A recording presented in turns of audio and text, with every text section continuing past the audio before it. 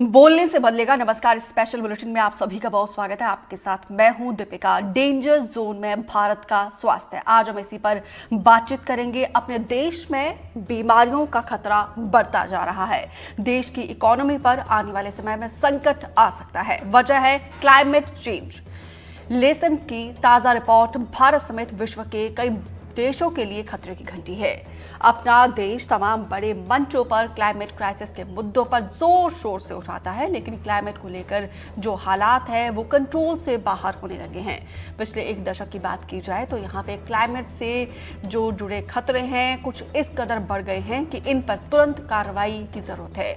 आज हम लेसेट की पूरी रिपोर्ट आपको बताएंगे, एक्सपर्ट के साथ इसके असर को भी समझाएंगे। कार्यक्रम से आप भी जुड़ सकते हैं, कॉल करें। हमारा नंबर है 8178999182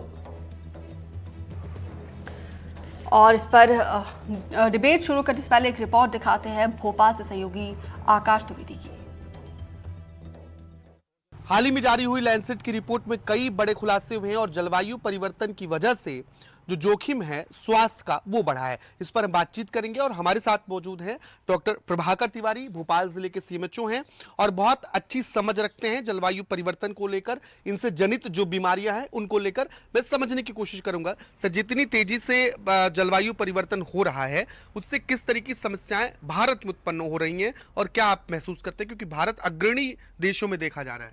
देखिए, जहाँ तक बात है जलवायु परिवर्तन की, निश्चित तौर पर अगर हम देखें तो भारत इस समय सबसे अधिक जनसंख्या वाला देश है और इसलिए सबसे अधिक लोग इससे प्रभावित भी होते हैं। और न सिर्फ केवल यह ह्यूमन हेल्थ पर इसकी जो आवश्यकता है इसको समझते हुए सरकार ने इसीलिए national programme on climate change and human health जारी किया है, जिससे कि यह प्रतीत होता है कि सरकार इसके लिए कितनी सजग है। और ह्यूमन हेल्थ पर तो ये जालता ही है। जैसे आप देखते होंगे कि पिछले कुछ समय से लगातार जो टेम्परेचर है, मैक्सिमम टेम्परेचर वो बढ़ता चला जा रहा है। जो हीट वेव्स हैं, जो हीट स्ट्रोक है, उनकी संख्या लगातार बढ़ती जा रही है। जो मौसम परिवर्तन के कारण आम तौर पर हम देखते थे कि जिन महीनों में ठंड शुरू हो जाती थी, जैसे कि अभी हम देख रहे हैं कि हम नवंबर महीने में खड़े हुए हैं और अगर हम 20 साल 10 साल पहले की बात करें तो नवंबर महीने में अच्छी खासी ठंड पड़ने लगती थी। पर अभी भी आप देखें कि हम और आप बिना स्वेटर पहने हुए यहाँ पर बाहर खड़े हुए हैं। और इसी तरह से आप अगर देखें बरसात की बात, बरसात कभी भी बेमौसम बरसात हो जाती है। आपने देखा होगा कि इस साल हमने अप्रैल मई में भी बरसात के बौछारें देखी हैं, जो कि पिछले कई सालों में नहीं देखने को मिलती थी। अगर हम अपने हिंदुस्तान की बात करें, आप देखें जो गंगा माता का उद्गम है गंगोत्री, वो काफ़ी पीछे चला गया है सिर्फ इस कारण क्योंकि बर्फ गलने लगी है। अगर आप देखें तो जो हमारे ह्यूमन हेल्थ की जो आपने बात की, जो वेक्टर बॉर्न डिजीजेज हैं जिनको हम बोलते हैं वाहक जनित रोग, जिनमें मलेरिया शामिल हैं और डेंगू चिकनगुनिया शामिल हैं, आपने देखा होगा कि ऐसे कई क्षेत्र जहां पर ये बीमारियां देखने को नहीं मिलती थी वो भी अब देखने को उन जगहों पर भी मिल रही हैं और साथ में इनका प्रकोप भी बदल रहा है और बढ़ रहा है। इसके साथ ही साथ अगर आप दूसरी बीमारियां देखें, जैसे अभी आपने बात की हीट स्ट्रोक की, लगातार जो टेम्परेचर बढ़ता चला जा रहा है उसके कारण न केवल हीट स्ट्रोक बल्कि जो स्किन की दूसरी बीमारियां हैं उनकी भी संख्या में लगातार बढ़ोतरी हो रही है। मैं एक सवाल था, क्योंकि लेसेंट की रिपोर्ट में ही इस बात का जिक्र किया गया है कि भारत में जो प्रत्येक व्यक्ति है, जो अभी हाल में गर्मी पड़ी है, वो प्रत्येक व्यक्ति कम से कम 2400 घंटे गर्मी के संपर्क में रहा है। ये लगभग 4 दिन के, माफ कीजिएगा, 100 दिन के बराबर है। कितना गंभीर मानते हैं इसे? देखिए, जैसा कि बताया है, ये हमारा, अगर देखें हमारा ऊपरी आवरण क्या है, अगर हम देखें कपड़ों को हटा दें तो हमारा ऊपरी आवरण है स्किन। दूसरा जो इस पर डायरेक्ट इफेक्ट पड़ता है वो इफेक्ट है हमारी आंखों पर। इन दोनों पर ही इसका विपरीत प्रभाव पड़ता है और यहाँ तक कि अगर लंबे समय तक स्किन के ऊपर धूप पड़ती रहेगी इसी तरह से, तो इवन जो स्किन कैंसर्स के मामले हैं उनमें भी बढ़ोतरी होने की आशंका व्यक्त की गई है कई जगहों पर। और इसके साथ ही साथ जो इसका दूसरा काउंटर पार्ट है दैट इज पॉल्यूशन।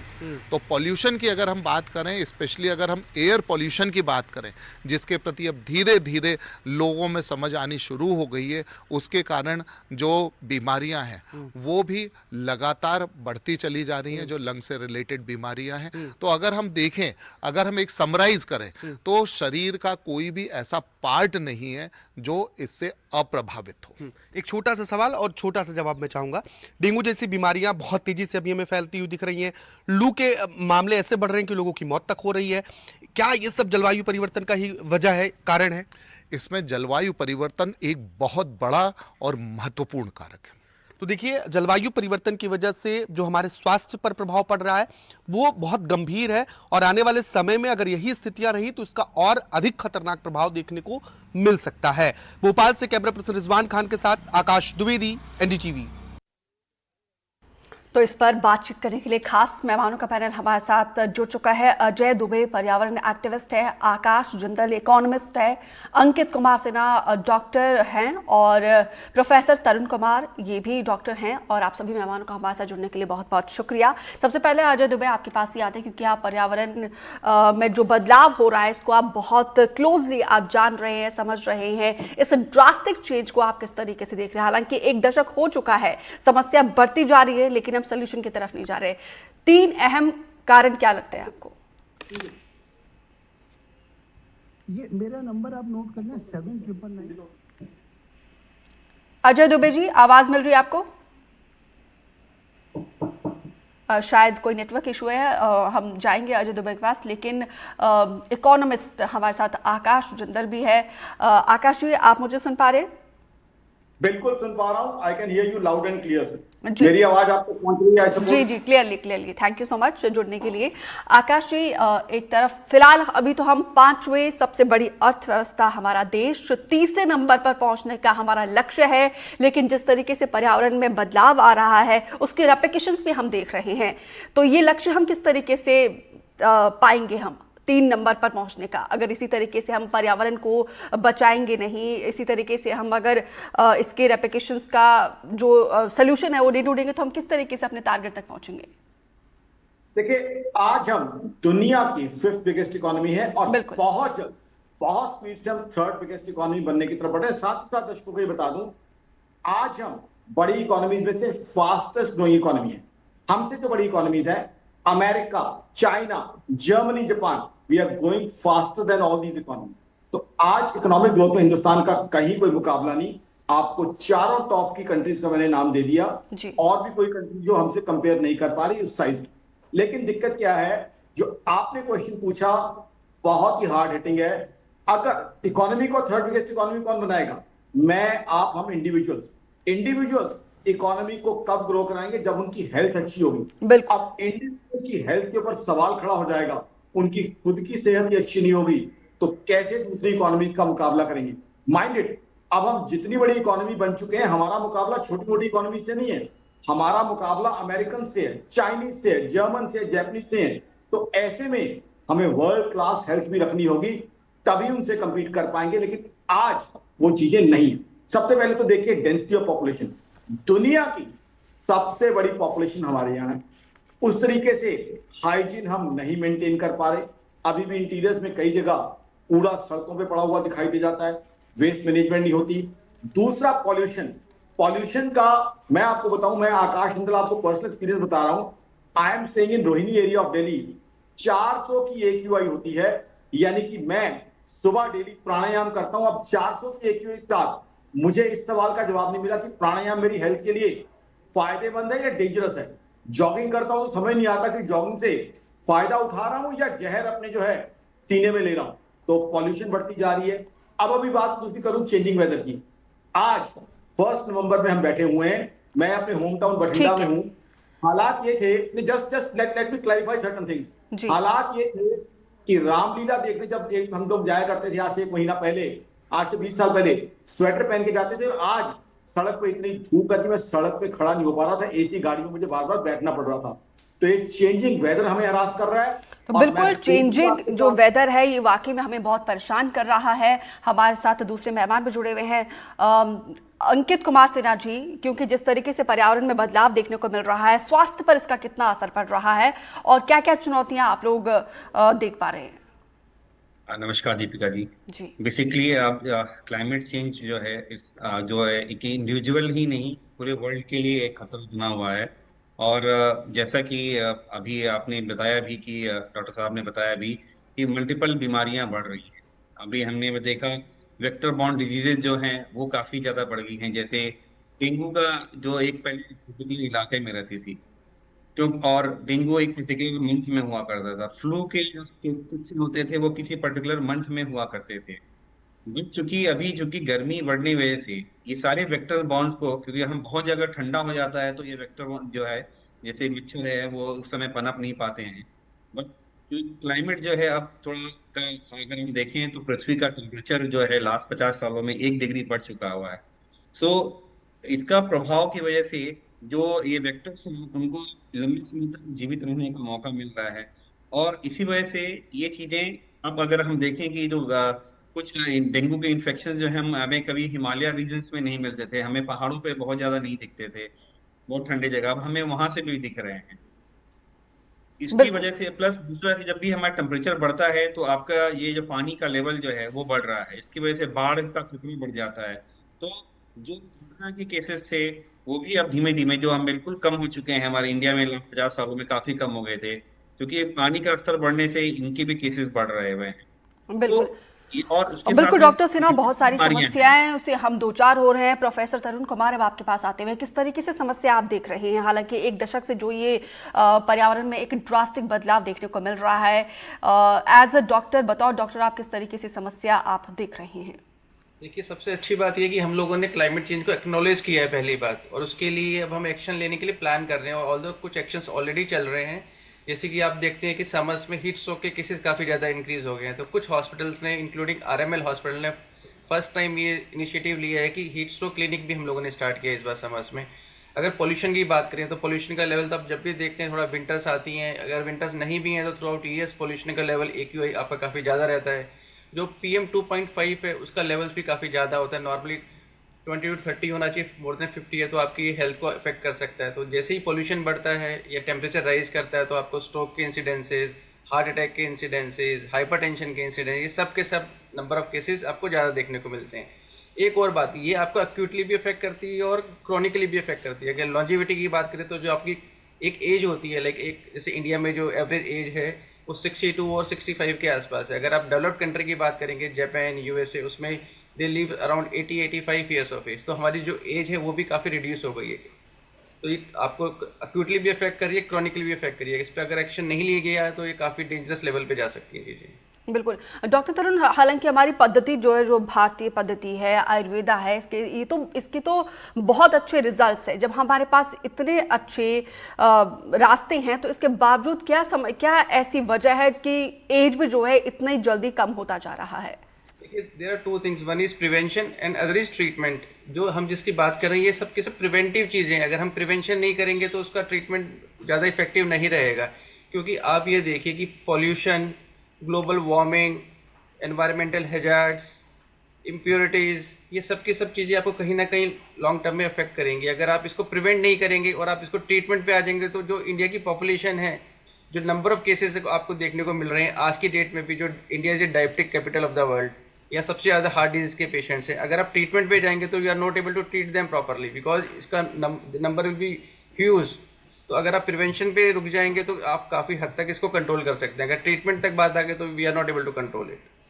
ठीक है आकाश जुंदल, क्योंकि हेल्थ इज़ वेल्थ और जिस तरीके से पर्यावरण में ये बदलाव देखने को मिल रहा है, इसका सीधा असर हेल्थ पर भी हो रहा है। वर्ल्ड क्लास इकोनॉमी हम बनाने की बात करें, लेकिन हम वर्ल्ड क्लास हेल्थ कैसे पा सकते हैं? क्या आपको इसके निदान दिखाई देते हैं? सबसे पहले तो पॉल्यूशन लेवल को हमें कम करना पड़ेगा। और सीरियसली एज अ कंट्री बताऊं, पॉल्यूशन लेवल को कम करने के लिए जो एफर्ट्स हमें करने चाहिए वो हम नहीं कर रहे। आज भी हम देखते हैं बहुत सी इंडस्ट्रीज, बहुत से कारखाने ऐसे दिख जाएंगे जहां से पॉल्यूटिंग गैसेस निकलती हैं। रेगुलेशन बनाए गए हैं बट सवाल ये खड़ा होता है, जो मेरी ऑर्गेनाइजेशन आकाशमंडल.in ने बार बार खड़ा किया कैबिनेट मिनिस्टर के सामने भी, क्या उनका इंप्लीमेंटेशन होता है? क्या ऐसा नहीं होता? ऐसे बहुत से एलिगेशन देखे हैं हमने कि हुआ क्या, किसी फैक्ट्री से जहरीला धुआं, मतलब कार्बन डाइऑक्साइड मैं कहूंगा बहुत निकल रही है, और कोई इंस्पेक्टर साहब वहां रिश्वत खा के उसको इग्नोर कर देते हैं कि चलो मेरी तो जो है 15,000 रुपए जेब में आ रहे हैं, छोड़ दिया जाए। कोई बिल्डिंग के लिए नॉर्म्स होते हैं कि बिल्डिंग में इतनी ग्रीनरी होनी चाहिए, लेकिन पता चलता है कि एक जेई साहब थे, उन्होंने पैसा खाया, उस बिल्डिंग को अप्रूव कर दिया। तो कहीं ना कहीं रेगुलेशंस हम लोग बना रहे हैं, लेकिन रेगुलेशंस के कंप्लायंस को लेके बहुत वीकनेस है। आज भी हम देखते हैं सड़कों पर अंगीठी लगी हुई है, सड़कों पर चूल्हे हैं, तो वो पॉल्यूशन को बढ़ा रहे हैं। तो कहीं ना कहीं रेगुलेशंस तो हमने बना लिए, लेकिन रेगुलेशंस के कंप्लायंस करने में इफेक्टिविटी जो है हम नहीं दिखा रहे हैं एज अ कंट्री। हमें लग रहा है कोई बात नहीं, क्या होता है, होता यह है कि उससे आपकी हेल्थ खराब होगी, और हेल्थ खराब होगी। आज की तारीख में आपने इकोनॉमी की बात की, तो बिल्कुल पैसे यहाँ पे कमाने- जिम्मेदार सबको होना होगा, सबको अपनी जिम्मेदारी निभानी होगी। जो शासन प्रशासन की तरफ से कदम उठाए जाते हैं, कई संगठन ऐसे हैं जो पर्यावरण को बचाने के लिए एक मुहिम छेड़े हुए हैं, और हमारी भी यही कोशिश है कि आप सभी जागरूक हो जाए, अपनी जिम्मेदारी का बखूबी पालन करें। अंकित कुमार डॉक्टर साहब, ये बताइए ज़रा, जो लोग एकदम इंडस्ट्रियल एरिया के आसपास रहते हैं, जो मेट्रो सिटी में रहते हैं, जहाँ पे पोल्यूशन बहुत ज़्यादा है, उनको उनकी सेहत का किस तरीके से ख्याल रखना चाहिए? बिल्कुल, मैं भी अभी दिल्ली एनसीआर में ही निवास है मेरा।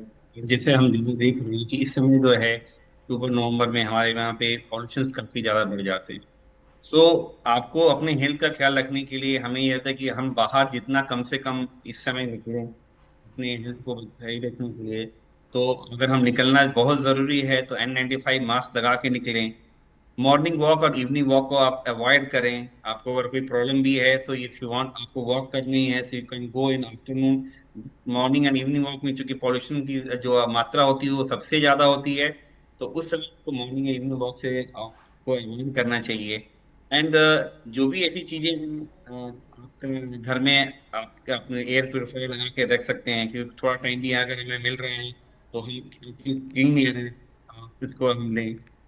और अपनी जो अगर आप कोई बीमार हैं, कोई ठीक अगर है ऐसी डॉक्टर कोई साहब, चीजें हैं मैं लौटूंगी आपके पास। अजय दुबे पर्यावरण एक्टिविस्ट है, हमारे साथ जुड़े हुए हैं। अजय दुबे जी, पर्यावरण एक्टिविस्ट हैं, आप बखूबी समझते हैं किस तरीके से पर्यावरण में बदलाव हो रहा है। खासतौर पर पिछले 1 दशक में तो जो बदलाव आया है वाकई में ये चिंता का विषय है। क्या 3 कारण आपको समझ आते हैं सर, क्यों ऐसा बदलाव हो रहा है? किसकी गलती, हम इंसानों की कितनी बड़ी गलती है, कितनी बड़ी लापरवाही हमारी? नमस्कार। देखिए, जो भी क्लाइमेट चेंज की जब हम समस्या पे बात करते हैं तो उस बात पे एक चीज बहुत इम्पोर्टेंट उभर के आती है कि क्लाइमेट चेंज का जो रिश्ता है वो इस भारतवर्ष की गरीबी से भी है। यदि आप क्लाइमेट चेंज में आप देखते हैं, चाहे वो बाढ़ हो, चाहे वो सूखा हो, या अन्य कोई भी तरह की प्राकृतिक जो घटनाएं होती हैं, वो सरकार के डेवलपमेंट गोल को फेल कर देती है। यदि कोई टारगेट ग्रुप है कि उसको हम एक सीमित संख्या में हम सुविधा उपलब्ध कराएंगे या राशन बांटेंगे, जो भी सरकार एक बनाती है प्लानिंग, तो क्लाइमेट चेंज से कहीं ना कहीं आम आदमी की जिंदगी बहुत बड़े हद तक प्रभावित होती है। लेकिन हम दूसरी चीज ये भी देखते हैं कि भारत में सरकार ने क्लाइमेट चेंज को एक मंत्रालय बनाया, एक ग्लोबल लेवल के कन्वेंशन से भी जुड़ी। हम बहुत सारे एडवर्टीजमेंट देखते हैं और हम बहुत सारे सरकार के क्लेम देखते हैं, लेकिन हम ये भी देखते हैं कि जो आम आदमी जो वोट देता है, क्या वो क्लाइमेट चेंज, एनवायरमेंटल इश्यूज पे, पॉल्यूशन कंट्रोल पे, फॉरेस्ट पे, वाइल्ड लाइफ पे, क्या वो किसी पॉलिटिकल पार्टी के एजेंडा में इन इश्यूज को देखता है? वो इनको इग्नोर करता है।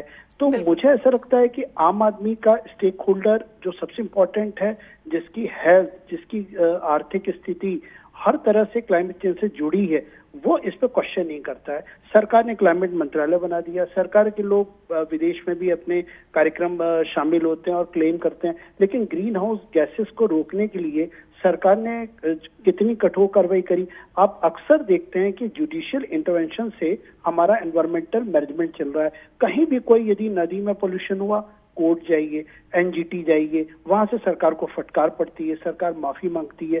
फॉरेस्ट में अवैध तौर पर पेड़ काटे जाते हैं। कुछ दिन पहले आपने जिम कॉर्बेट का देखा। ऐसे सर्टेन ऐसे केसेस हैं जहां पर यदि आम नागरिक सड़कों को बनते हुए, डैम को बनते हुए, बड़े पावर प्रोजेक्ट्स बनते हुए, रोड, हाईवे, ट्रेन, जहां भी डेवलपमेंट जो प्रोजेक्ट्स हो रहे हैं उनमें तो एनवायरनमेंट कुल मिलाकर जब विकास, अंधाधुंध विकास हो रहा है, तो यहाँ पे अंधाधुंध विनाश भी साथ लेकर आ रहा है। सरकार रोड मैप बनाती है तो उसको अमली जामा पूरी तरीके से नहीं पहनाया जाता है और लोग भी जो है जागरूक नहीं है। प्रोफेसर तरुण कुमार, क्योंकि मौसम में जिस तरीके से बदलाव हो रहा है, बरसात के मौसम में हम बरसात का इंतजार करते हैं। आपके पास आने से पहले आकाश जी, आप कुछ कहना चाह रहे हैं?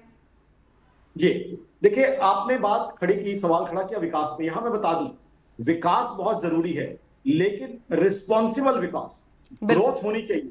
ग्रोथ के साथ हम कोई कॉम्प्रोमाइज नहीं कर सकते। ग्रोथ नहीं करेंगे तब भी दिक्कतें हैं, तब भी तकलीफ है। हमारे यहाँ पॉवर्टी बहुत है, हमारे यहाँ मॉल न्यूट्रिशन बहुत है, अपने भाइयों को हमें भोजन देना है, रोटी कपड़ा मकान देनी है। तो रिस्पॉन्सिबल डेवलपमेंट, जो वर्ड हमें अपनाना है वो है रिस्पॉन्सिबल डेवलपमेंट। हमें डेवलपमेंट करनी है, ग्रो करनी है, क्योंकि जो पेस हमने सेट कर ली है वो पेस हम नहीं छोड़ सकते। सालों की मेहनत से आज हम इस लेवल पे पहुंचे हैं कि इंडिया को एक ग्लोबल फोर्स के रूप में रेकन किया जा रहा है, तो उसको हम छोड़ नहीं सकते। बट कहीं ना कहीं वो ग्रोथ तभी मेंटेन रहेगी अगर जो है हम रिस्पॉन्सिबल डेवलपमेंट करेंगे। डेवलपमेंट इस तरह की हो, हर नागरिक बिल्कुल, कुल मिलाकर सतत विकास बेहद जरूरी है। विकास भी जरूरी है, लेकिन पर्यावरण को भी बचाए रखना हमारी एक जिम्मेदारी बनती है। प्रोफेसर तरुण कुमार, क्योंकि जिस तरीके से मैंने कहा कि बरसात के मौसम में हम बारिश का इंतजार करते हैं और मौसम में भी, ऋतुओं में भी काफी परिवर्तन देखने को मिल रहा है और बीमारियां भी, नई नई बीमारियां निकल कर सामने आ रही है। स्किन डिजीजेज एक ऐसी बहुत बड़ी समस्या है और इसका एक रीजन ये भी बताते हैं कि क्लाइमेट चेंज है। तो इन तमाम समस्याओं से कैसे बचा जा सकता है? देखिए, जो आपने बताया कि क्लाइमेट काफ़ी तेज़ी से चेंज हो रहा है। अगर ग्लोबल वार्मिंग की बात करें तो पिछले एक दशक में ही टेम्परेचर 1.15 डिग्री सेल्सियस बढ़ गया है। इवन नाइट टेम्परेचर भी काफ़ी ज़्यादा बढ़ गया है, तो इससे लोगों की स्लीप भी डिस्टर्ब होती है। तो अगर जब तक आप ग्लोबल वार्मिंग को नहीं कंट्रोल करेंगे, आप पॉल्यूशन को कंट्रोल नहीं करेंगे, और अगर आप जो अनइवन टेम्परेचर चलता है, एक्सट्रीम ऑफ टेम्परेचर्स होते हैं, इनको कंट्रोल नहीं करेंगे तो डेफिनेटली काफ़ी रिस्क रहता है हेल्थ के लिए। जो वेक्टर बॉर्न डिजीज़ की बात करें तो ये जो अपने जिस पीरियड में होती थी, जैसे डेंगू, मलेरिया, ये अपने सीज़न के हिसाब से भी चेंज हो गई है और इनका रीज़न भी चेंज हो गया है। तो कहीं ना कहीं जो आपकी हेल्थ है वो काफ़ी ग्लोबली काफ़ी अफेक्ट होती है उसमें। और अगर हम बात करें कि ये सब चीज़, जैसे आपकी स्लीप डिस्टर्ब हुई, आपको पोल्यूशन अफेक्ट हुआ, तो आपको रेस्पिरेटरी डिजीज़ के चांसेस बढ़ जाते हैं, आपको हाइपरटेंशन अनकंट्रोल हो जाता है, आपको हार्ट डिजीज़ की टेंडेंसीज बढ़ जाती हैं, आपको स्किन प्रॉब्लम्स हो जाती हैं, आपकी आई में डैमेज आ जाता है। ये सब के सब काफ़ी इश्यूज आते हैं। तो आपको एक पॉलिसी बनानी है कि जो भी आप डेवलपमेंट करें वो एनवायरमेंटल फ्रेंडली डेवलपमेंट करना होगा। आपको अपना इमिशन, आपको अपना एनवायरमेंट फ्रेंडली इमिशंस करना है, आपको अपनी इंडस्ट्रीज़ को अपने रेजिडेंशियल एरिया से दूर रखनी है, आपको अपना ट्रांसपोर्ट इकोनॉमी एनवायरमेंटल फ्रेंडली बनाना है, आपको जो आप तो बिल्कुल बेहद अहम सुझाव आप दे रहे हैं डॉक्टर साहब। अजय दुबे, अब आपके पास आते हुए, क्योंकि आप समय समय पर लोगों को जागरूक करते रहते हैं, कई ऐसे संगठन भी है जो लोगों को जागरूक करता है, बताता है कि किस तरीके से हमें एक नियम में रहना है, किस तरीके से पर्यावरण को भी बचाना है। एनडीटीवी के माध्यम से आप क्या कहना चाहोगे दर्शकों को? मैं ये यंग जनरेशन, स्कूल कॉलेज के स्टूडेंट्स को मैं अपील करना चाहूंगा कि हमारा जो कॉन्स्टिट्यूशन जो आजकल चर्चा का विषय है उसमें एक हमारी फंडामेंटल ड्यूटी भी है। हम लोग हमेशा राइट की बात करते हैं, ड्यूटी यही है कि नेचुरल रिसोर्सेज जहां कहीं डैमेज हो रहा हो, आप एक अलर्ट इन्फॉर्म सिटीजन बन के आप जो भी रेगुलेटरी बॉडीज है उनको अप्रोच करें। स्पेशली स्टूडेंट्स यदि रिफॉर्म लाएंगे, एनवायरमेंटल यदि कहीं कोई बात आती है, समस्या आती है, अपने एमएलए, मेंबर ऑफ पार्लियामेंट से ई गवर्नेंस है, क्वेश्चन करें। जो आज हम बचा सकते हैं, निश्चित तौर पर वो भविष्य को इन सब डिबेट में यदि कोई हम ग्राउंड यदि वर्क जो है वो हमें एक्टिव रोल लाना पड़ेगा। बिल्कुल डॉक्टर अंकित, क्योंकि हेल्थ इज वेल्थ और जो आपका स्वास्थ्य है सबसे बड़ी संपत्ति कहते हैं, इस संपत्ति को बचाए रखने के लिए क्या अहम सुझाव आपके द्वारा? इम्पोर्टेंट वही है कि हम से जो भी चीजें पॉल्यूशन को कम करने के लिए कर सकते हैं, क्लाइमेट चेंज में कर सकते हैं, कि भी हम पब्लिक ट्रांसपोर्ट पे ज्यादा उस पे हम यूज करें। अपनी तरफ से हम जो दिवाली के टाइम में जैसे हमें कि हम अपना फॉसिल फ्यूल्स का यूज जितना कम कर पाए, पटाखे कम छोड़ें, इन सब चीजों पे हम अपना एक कंट्रीब्यूशन भी बहुत इंपॉर्टेंट है। अगर हम छोटा छोटा भी कंट्रीब्यूशन करते हैं एक इंडिविजुअल ये समझ के कि आने वाले समय में ये हमारे अपने भविष्य के लिए भी प्रॉब्लम करेगा, तो डेफिनेटली हम इसमें काफी कुछ कमी ला सकते हैं। साथ ही साथ जो अपना हेल्थ के लिए है कि आप जब भी आप जिस तरह के टाइम में आपको बोला गया है कि तो हम बाहर बिल्कुल आउटडोर अहम एक्टिविटी सुझाव जितना कम आपके करें। द्वारा दिया जा रहा है प्रोफेसर तरुण कुमार, क्योंकि देखिए इस बदलते मौसम में पर्यावरण के बदलाव में बहुत सारे इसके हम दुष्परिणाम दिख रहे हैं, लेकिन इम्यूनिटी हम सभी का बहुत कमजोर हो रहा है, और खास तौर पर इम्यूनिटी को बनाए रखने के लिए क्या आप कहना चाहोगे? देखिए, जो आपकी लाइफस्टाइल आपको उसको इम्प्रूव करना पड़ेगा। आप आबो हवा बोलते हैं, आप क्या हवा ले रहे हैं वो पॉल्यूशन फ्री होनी चाहिए, आप क्या खा रहे हैं उसमें पॉल्यूटेंट नहीं होने चाहिए। तो आपको हेल्दी खाना है, रेगुलर वॉकिंग करनी है, जो आपकी लाइफस्टाइल डिजीज़ हैं उससे आपको बचे रहना है। ये दोनों की रिस्पॉन्सिबिलिटी होती है, स्टेट की भी और इंडिविजुअल की भी। स्टेट को अपने लेवल पे एक्शंस करना है, लेकिन जो आप इंडिविजुअल लेवल पे कर सकते हैं कि अपना ग्रीन कवर बढ़ाइए, घर में प्लांटेशन लगाइए, एयर प्योरीफायर यूज़ कीजिए, इससे तो आप पॉल्यूशन से थोड़ा बच पाएंगे। लेकिन आपको अपना, आप क्या खा रहे हैं, आप हेल्दी खा रहे हैं, आपको फ्रूट्स वेजिटेबल के इंटेक बढ़ाना, आपको जो कार्बोहाइड्रेट्स कम लेने हैं, आपको प्रोटीन ज़्यादा लेने हैं, आपको ऑयल रिफाइंड फूड्स नहीं खाना है, अपना शुगर लेवल कंट्रोल रखना है, अपना ब्लड प्रेशर कंट्रोल रखना है। तो जो एक्शंस आप ले सकते हैं वो आपको अपने लेवल पे लेना है, लेकिन जो स्टेट की रिस्पॉन्सिबिलिटी है वो स्टेट को पूरी करनी है। तो बिल्कुल ठीक है। अजय दुबे जी, आपसे वाइंड अप कमेंट। मेरा मानना है कि ये जो भी इंडियन जितने भी आम नागरिक हैं वह एनवायरनमेंट पे या पोल्यूशन कंट्रोल पे अपने जो भी एक्टिव रोल सजेशंस हैं उसको लेके वो कॉस्मेटिक एफर्ट्स ना हो, सरकार को एक क्वेश्चन करें, अकाउंटेबिलिटी फिक्स करें, और कहीं भी जंगल, नदी, पहाड़ कहीं कुछ दिख रहा हो उसको रोकने के लिए सरकार से ज्यादा उम्मीद ना करें, खुद भी अपने लेवल पर इसको सिविल सोसाइटीज के साथ मिलके फाइट करें। तो बिल्कुल बतौर जिम्मेदार नागरिक आपकी भी जिम्मेदारी बनती है कि पर्यावरण को बचाए रखने के लिए शुरुआत आप अपने घरों से करें और विकास सतत हो, ये भी हम उम्मीद करते हैं। फिलहाल आप सभी मेहमानों का हमारे साथ जुड़ने के लिए, अपने अहम सुझाव देने के लिए बहुत बहुत शुक्रिया। और फिलहाल मेरे साथ इतना ही, दीजिए इजाजत, नमस्कार।